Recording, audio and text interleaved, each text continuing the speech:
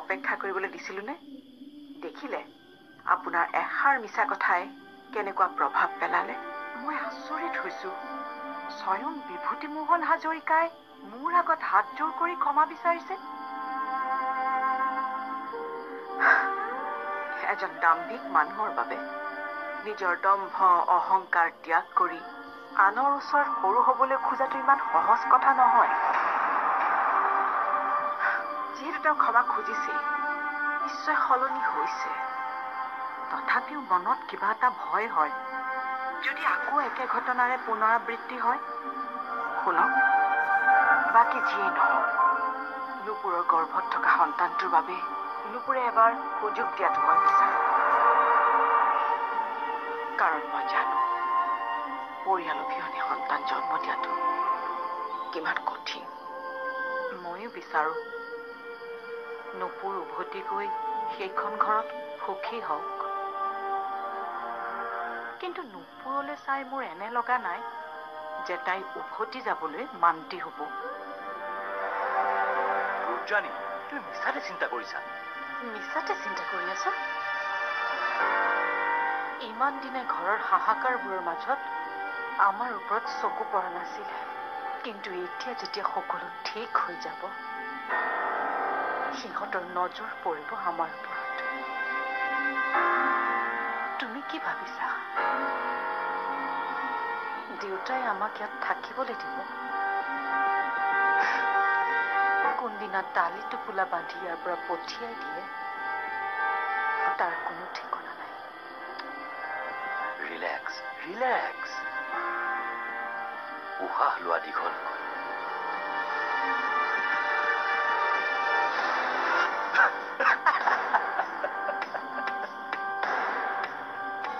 ইমানবোৰ হৈ যোৱাৰ পাছত জানো নুপুৰ আৰু এইখন ঘৰলৈ উভতি আহিব বিশ্বাস এবাৰ ভাগি গলে সি আৰু কেতিয়াও জোৰা নালাগে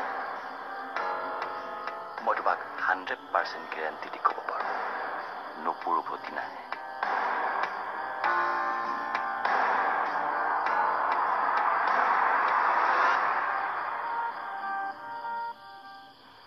মই যাম আই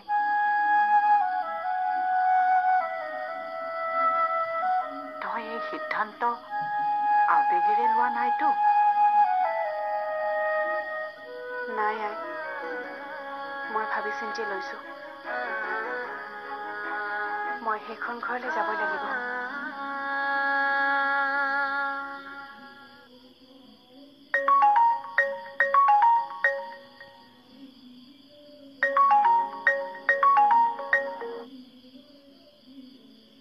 হেল্ল' নুপুৰ যাবলৈ মান্তি হৈছে আৰু শুনক তাই কাইলৈ যাম বুলি কৈছে ঠিক আছে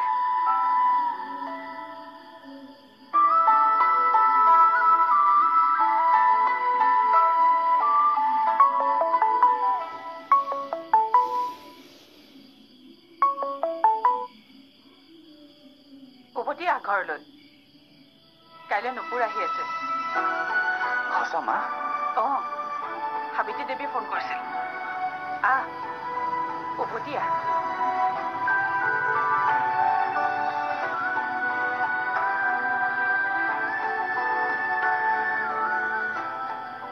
মই যাম আই মোৰ গৰ্ভত থকা সন্তানটোৰ বাবে মই যাম এই সন্তানটোৱে পিতৃৰ পৰিচয় বিচাৰে মই নিবিচাৰো সেই সন্তানটোৰ ভৱিষ্যত অনাথ আশ্ৰমৰ চাৰিবেৰৰ মাজতে পাৰ হওক তই ঠিকেই ভাবিছ যদি তোৰ এই সন্তান জন্ম হ'ব লাগে তেনেহ'লে ইয়াত নহয়, সেইখন ঘৰত জন্ম হ'ব তোৰ এই সন্তান। তোৰ আই বুঢ়া হৈছে নুপুৰ, আৰুনো কিমান দিন জীয়াই থাকিব। বহুতো শিশু মই মাক দেউতাকৰ পৰিচয় অবিহনেই ডাঙৰ কৰিলোঁ, কিন্তু তোৰ সন্তানৰ ক্ষেত্ৰত এই প্ৰতিশ্ৰুতি মই দিব নোৱাৰো। আই, মোৰ এতিয়াও সেইখন ঘৰৰ মানুহৰ প্ৰতি বিশ্বাস অহা নাই। তথাপিও মই যাব লাগিব। হয়তো অনাথ আশ্ৰমৰ মাটিখিনিৰ বাবে মোৰ ওপৰত পুনৰ অত্যাচাৰ কৰিব। মই সকলোবোৰ সহ্য কৰি থাকিম, কাৰণ মোৰ এই সন্তানটোক হাজৰিকা পৰিয়ালৰ বংশ মৰ্যাদা দৰকাৰ। সিহঁতৰ মনবোৰ সঁচাকৈ সলনি হোৱা যেন মোৰ অনুভৱ হৈছে। হয়তো তোৰ গৰ্ভত থকা সন্তানটোৱে সিহঁতৰ মনবোৰ সলনি কৰিছে। তোৰ গৰ্ভত সেইখন ঘৰৰ ভৱিষ্যত আছে। যদি সিহঁতৰ ভিতৰত এতিয়াও মানৱতা অকণমান বাচি আছে, তোৰ ওপৰত আৰু তেনেকুৱা অত্যাচাৰ কেতিয়াও নকৰে। কিন্তু যদি কিবা নহ'বলগীয়া ঘটে, তই কিন্তু সহ্য কৰি নাথাকিবি। মোৰ ভুল হৈছিল আই। ভৱিষ্যতে আৰু তোমাৰ পৰা মই একো কথাই নলগাওঁ।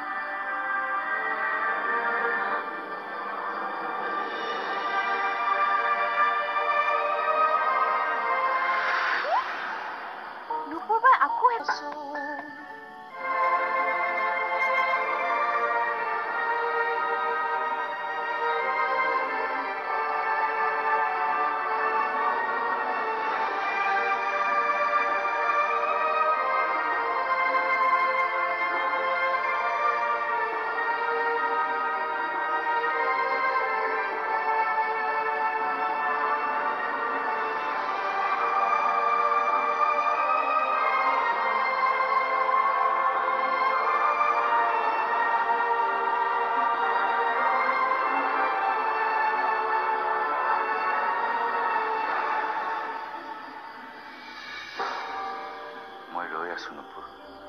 তোমাৰ বাবে বহুত মৰম লৈ আমি আকৌ আমাৰ সংসাৰখন ধুনীয়াকৈ আৰম্ভ কৰিম। যিজন অভিমন্যুক তুমি আপোন কৰি বিয়াত বহিছিলা,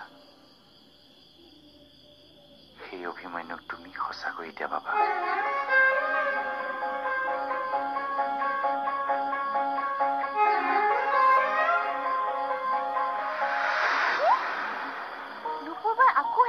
উভতি যাব ওলাইছে। সন্তানটোৰ ভৱিষ্যতৰ কথা চিন্তা কৰিয়েই নুপুৰীয়ে সিদ্ধান্ত লৈছে। সন্তানৰ কি ভৱিষ্যতৰ কথা ভাবিছে মাতাই? তেনেকুৱা এখন ঘৰত তাৰ আহিবলগীয়া সন্তানৰ কোনো ভৱিষ্যত নাই। য'ত মাকে সুৰক্ষিত নহয়, তাত সন্তান কেনেকৈ সুৰক্ষিত হ'ব? সিহঁত সলনি হৈছে।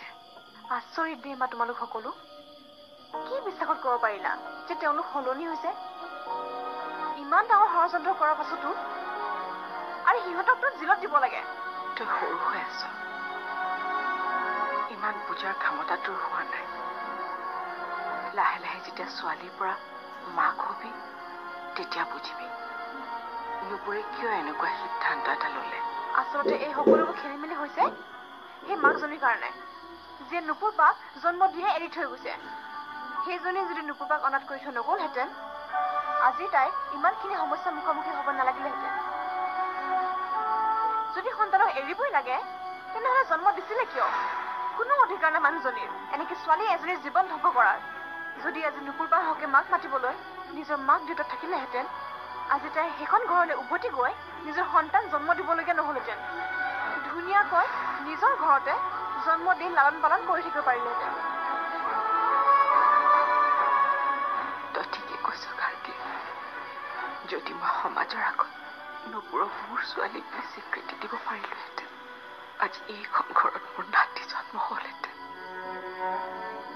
যদি নুপুৰৰ লগত আকৌ অত্যাচাৰ হয় কি হ'ব? মই যিদৰে নুপুৰক জন্ম দিছো, মোৰ নাতিৰ লগতো একে হ'ব নেকি?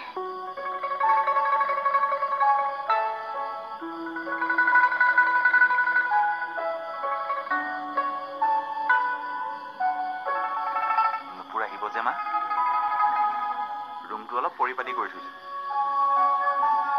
জানাই দেখোন তোমাৰ বোৱাৰীয়ে লেতেৰা বেয়া পায়। কাইলৈ নুপুৰ আহিব, কিন্তু কিন্তু কি মা? তাই আমাৰ পৰা দুটা প্ৰতিশ্ৰুতি বিচাৰিছে।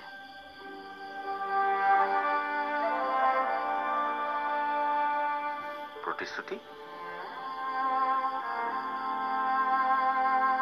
অনাথ আশ্ৰমৰ মাটিখিনিৰ কাৰণে তাইক কোনেও কোনো ধৰণৰ প্ৰেছাৰ দিব নোৱাৰিব। তাই আমাক মাটিখিনি দিব নোৱাৰে। সেয়াটো এতিয়া আমিও নিবিচাৰো।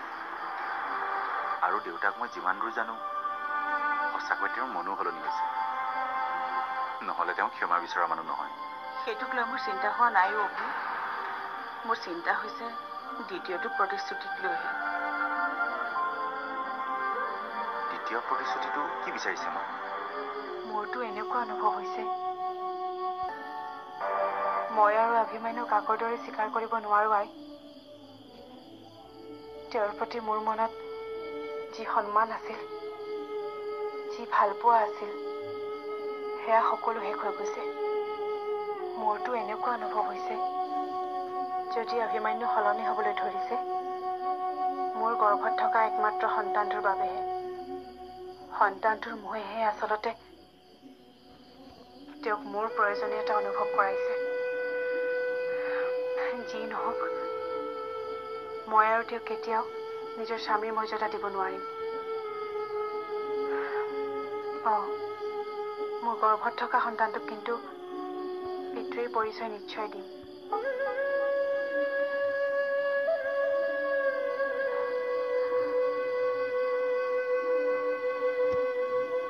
নুপুৰে তোৰ লগত কোনো ধৰণৰ স্বামী স্ত্ৰীৰ সম্পৰ্ক বজাই ৰাখিব নোৱাৰো বুলি কৈছে।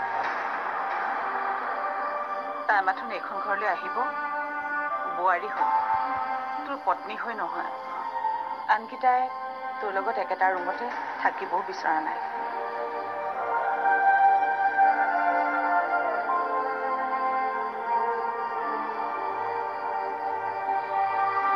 তই পাৰিবি নুপুৰক সেই প্ৰতিশ্ৰুতি দিব?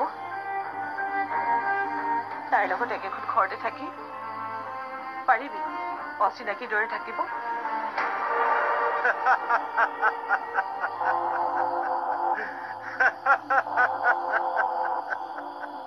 হেৰি, আপোনাৰ মানুহটোৰ হৈছে কি? বিভূতি মোহন হাজৰিকা। হাজৰিকাই এগৰাকী নাৰীৰ ওচৰত হাতযোৰ কৰি ক্ষমা খুজিল। আমাৰ এই দিনেই দেখিবলগীয়া আছিল, বুজিছে? আপোনাৰ তাৰমানে হাজৰিকাক চিনি পাবলৈ এতিয়াও বহুত বাকী, বুজিছে? হৰি, অলপ অতীতলৈ উভতি চাওকচোন এবাৰ। মই গ'লো সাবিত্ৰী দেৱীৰ ওচৰলৈ, লগত আপুনিও গ'ল। এটা সময়ত আমাৰ এনেকুৱা লাগিছিল অনাথ আশ্ৰমৰ মাটি আমাৰ হাতৰ পৰা গ'ল। কিন্তু হাজৰিকাই এনেকুৱা এটা চাল কৰিলে আমি কি কোনেও কল্পনাই কৰিব পৰা নাছিল। কিন্তু এতিয়া কি কৰিলে? হাতযোৰ কৰি ক্ষমা খুজিলে। মোৰ ভুল হৈ গ'ল। চাই থাকক, বিনা স্বাৰ্থত এটা হাঁহি মাৰিব নোখোজা বিভূতি মোহন হাজৰিকাই যদি কাৰোবাক ক্ষমা খুজিছে নিশ্চয় এনেকুৱা এটা চাল কৰিছে যিটো আমি কোনেও ধৰিব পৰা নাই। ইয়াত চাল কি থাকিব পাৰে? বুৰঞ্জী পঢ়িছে? বুৰঞ্জী ডেকা কালত দপদপাই থকা ৰজাই বুঢ়া কালত নিজৰ পুতেকৰ হাততেই বন্দী হয়। হাজৰিকাও পুতেকৰ হাততেই বন্দী হ'ল। এজন বীৰৰ নিজৰ উত্তৰাধিকাৰীৰ হাতত পৰাস্ত।